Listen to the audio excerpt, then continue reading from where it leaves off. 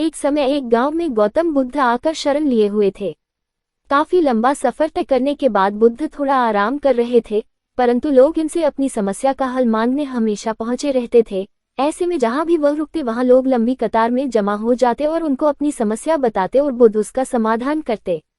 उसी गांव में एक सड़क के थोड़ा किनारे पर एक भिखारी बैठा करता। वही यह रोज देखता कि लोग अपने दुख दर्द और अपनी गंभीर से गंभीर रूपी समस्या को लेकर आते हैं, और जब वहां से जाते हैं तो उनका चेहरा बेहद खिलखिला रहा होता है। वे मुस्कुरा रहे होते हैं और नए जोश के साथ भरे दिखते हैं।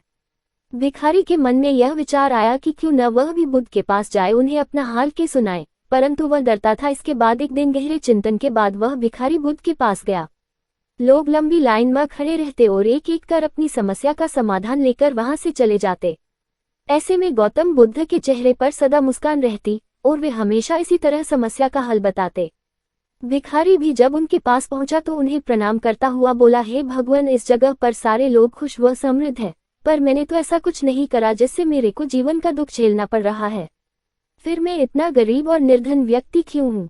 इस पर बुद्ध बोले, तुम गरीब और निर्धन इसलिए हो क्योंकि तुमने आज तक सिर्फ मांगा है, किसी को कुछ दिया नहीं है।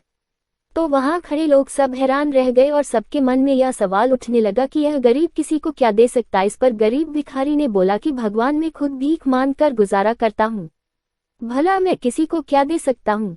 भगवान बुद्ध थोड़ी देर चुप रहे, फिर चुप्पी तोड़कर बोले कि तुम्हारे पास बहुत कुछ है देने को, ईश्वर ने तुम्हें बहुत कुछ दिया है बांटने के लिए, जिसमें सबसे पहले तुम्हारे यह 2 हाथ है जिनसे तुम लोगों की मदद या सेवा के लिए इस्तेमाल कर सकते हो। तुम्हारे पास मुस्कुराहट है जिसे देकर तुम दूसरों में नई ऊर्जा का संचार कर सकते हो। मुंह से 2 मीठी बातें बोल सकते हो।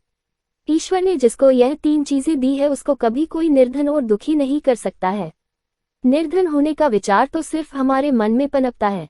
यह एक सिर्फ भ्रम है जिससे तुम्हें उभरना चाहिए और अपनी जिंदगी की नई शुरुआत करनी चाहिए।